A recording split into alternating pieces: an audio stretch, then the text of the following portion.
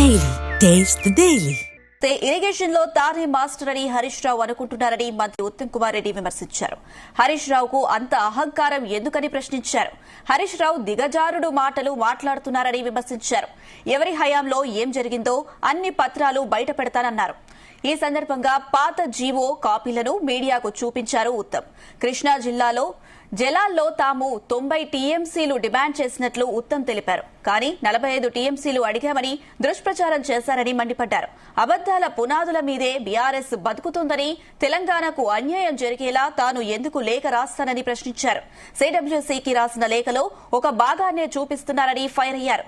Krishna basin పై అసెంబ్లీలో presentation కు తాము సిద్దమని వెల్లడించారు. మేడిగడ్డ మరమ్మతులపై ఎల్ఎన్టీకి నోటీసులిచ్చామని తెలిపారు. మేడిగడ్డలో పలు పరీక్షలు, ఇతర తనిఖీలకు ఎల్ఎన్టీ అంగీకరిస్తున్నట్లు చెప్పారు. త్వరలోనే మేడిగడ్డ పనులు మొదలవుతాయని మంత్రి ఉత్తమ్ తెలిపారు.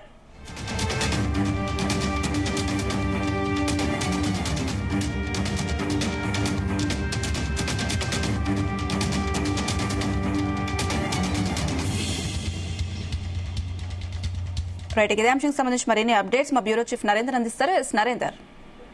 రైట్ అమిత్ షా, ఈ రోజు మొదటి రోజు అసెంబ్లీ శీతాకాల సమావేశాలు స్టార్ట్ అయ్యాయి. అయితే నీళ్ల గురించి కానీ, అదేవిధంగా కృష్ణా జలాల మీద కానీ, గోదావరి బేసిన్ కి సంబంధించినటువంటి అంశం మీద కానీ ఎక్కడ కూడా చర్చ జరగలేదు.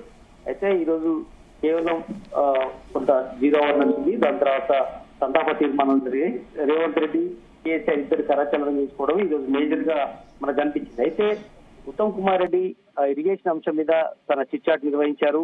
దాని తర్వాత కౌంటర్ గా హరీష్ రావు కూడా చిట్చాట్ నిర్వహించినటువంటి పరిస్థితి. ముందు ఉత్తమ్ కుమార్ రెడ్డి హరీష్ రావు మీద కానీ, బీఆర్ఎస్ ప్రభుత్వం మీద కానీ తీవ్రంగా ఫైర్ అయినటువంటి అంశాలున్నాయి. ఇందులో ప్రధానంగా పాలమూరు రంగారెడ్డి జిల్లాకు సంబంధించినటువంటి ప్రాజెక్టు సంబంధించి 10 ఏళ్ల కాలంలో 21,000 కోట్ల పనులు మాత్రమే చేశారనేటువంటి ఆరోపణ చేశారు. అంతేకాకుండా సిడబ్ల్యూసి ఏదైతే ఉందో సెంట్రల్ వాటర్ కమిషన్ సంబంధించినటువంటి డిపిఆర్ పంపే టైంకు 65,000 కోట్ల అంచనాను పేర్కొన్నది అన్నాడు బీఆర్ఎస్ పార్టీ.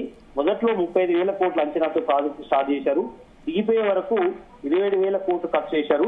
65,000 కోట్లకు 25,000 మాత్రమే ఖర్చు చేశారని కూడా చెప్పినటువంటి పరిస్థితి ఉంది. అంటే పెట్టింది 65,000 కోట్లు అయితే ఖర్చు చేసింది మాత్రం 27,000 కోట్లే అని కూడా చెప్పినటువంటి పరిస్థితి కూడా ఉంది. అదేవిధంగా ఆయకట్టు కాళ్ళకు భూసేకరణ చేయాలంటే మొత్తం కలిపి 70,000 కోట్లు అవుతుందని కూడా ఈ సందర్భంగా చెప్పారు. 30% ఖర్చు చేసి 80% చేశామని చెప్పుకోవడం సిగ్గుచేటు.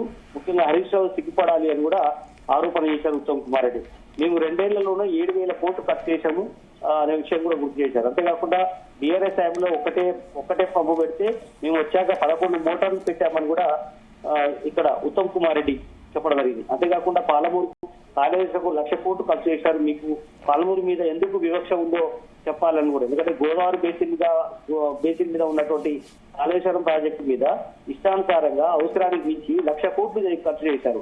అదే పాలమూరుకు 27,000 కోట్లు ఖర్చు చేశారు. అంటే కృష్ణా బేసిన్ మీద ఇది వివక్ష కాదా అని కూడా ఉత్తమ్ కుమార్ రెడ్డి కేసీఆర్ ఉద్దేశించి కానీ, హరీష్ రావు ఉద్దేశించి మాట్లాడినటువంటి పరిస్థితి మనకు కనిపించింది. అంతేకాకుండా పాలమూరు రంగారెడ్డికి వ్యతిరేకంగా మీరు పనిచేసినటువంటి మాట వాస్తవం కాదా అని కూడా ఈ సందర్భంగా ప్రశ్నించారు. అంతేకాకుండా పాలమూరు ప్రాజెక్టును 2 టీఎంసీ నుంచి 1 టీఎంసీ కుదించినట్టు వాస్తవా కాదా, ఈ విజయభాస్కర్ రెడ్డికి స్వయంగా పాలమూరు పనులు స్లో చేయాలని చెప్పారా లేదా అని కూడా గట్టిగానే ఆరోపణ చేసినటువంటి పరిస్థితి కూడా ఉంది. అంతేకాకుండా ఇరిగేషన్ మీద 1,83,000 కోట్లు ఖర్చు చేశారు. కానీ పాలమూరులోని పెండింగ్ లో నెట్టేపాడు, కలవకుర్తి, బీమా పెండింగ్ లో ఎందుకు పెట్టారో జనాలకు చెప్పాల్సిన అవసరం ఉంది.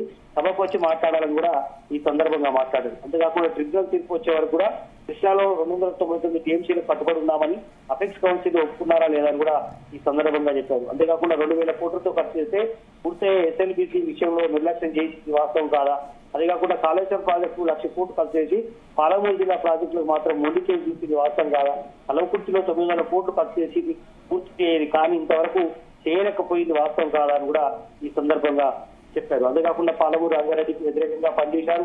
పాలమూరు ప్రాజెక్టు ని 2 టీఎంసీ నుంచి 1 టీఎంసీకి ఇచ్చారు. కాళేశ్వరం ప్రాజెక్టు 2 టీఎంసీ నుంచి 3 టీఎంసీకి పెంచారు.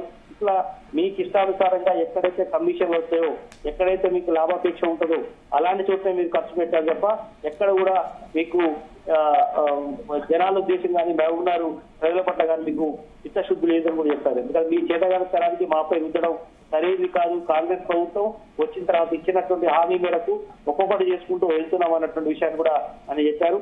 మసిపూసి మారడికాయ చేసి ప్రజలను మొదలుపెట్టాలని చూస్తున్నారు. డిపిఆర్ కేంద్రానికి పంపడానికి 7 ఏళ్ల టైం తీసుకున్నారు. మీరు డిపిఆర్ పంపే టైంకు 21,000 కోట్లు మాత్రమే ఖర్చు చేశారని కూడా ఈ సందర్భంగా ఉత్తమ్ కుమార్ రెడ్డి ఘాటుగానే హరీష్ రావు మీద వ్యాఖ్యానించినటువంటి పరిస్థితి ఉంది. ఇట్లా చాలా అంశాలు కూడా మాట్లాడేది. దానికి కౌంటర్ గా హరీష్ రావు కూడా మాట్లాడదు. హరీష్ రావు కూడా చాలా గట్టిగానే ఫైర్ అయ్యి ఉత్తమ్ కుమార్ రెడ్డి ఉత్తమ మాటలు ఏమి కూడా ఆయన కూడా తీవ్రంగా ఫైర్ అయినటువంటి పరిస్థితి మనం చూసాం. ఎందుకంటే వాస్తవానికి 1,00,000 కోట్లు మీరు ఖర్చు చేస్తే ఈ 60 ఏళ్లలో మేము కేవలం 9.5 లక్ష ఎకరాలకు మీరు సాగు తీసుకొస్తే మేము కేవలం 9.5 సంవత్సరాలు దాదాపు 6.5 లక్షల ఎకరాలకు మేము సాగులోకి తీసుకొచ్చాము అని కూడా ఉమ్మడి మహబూబాబాద్ జిల్లాకు సంబంధించినటువంటి విషయం కూడా చెప్పారు. ఇంకా చాలా అంశాలు కూడా హరీష్ రావు కౌంటర్ గా మాట్లాడే ప్రయత్నం చేశారు. ప్రధానంగా అయితే ఉత్తమ్ కుమార్ రెడ్డి మాత్రం రాష్ట్ర ప్రభుత్వం ఆనాడున్నటువంటి ప్రభుత్వాన్ని కేసీఆర్ ని ఘాటుగానే స్పందించినటువంటి పరిస్థితి మనం చూస్తున్నాం. Right Narender, thank you.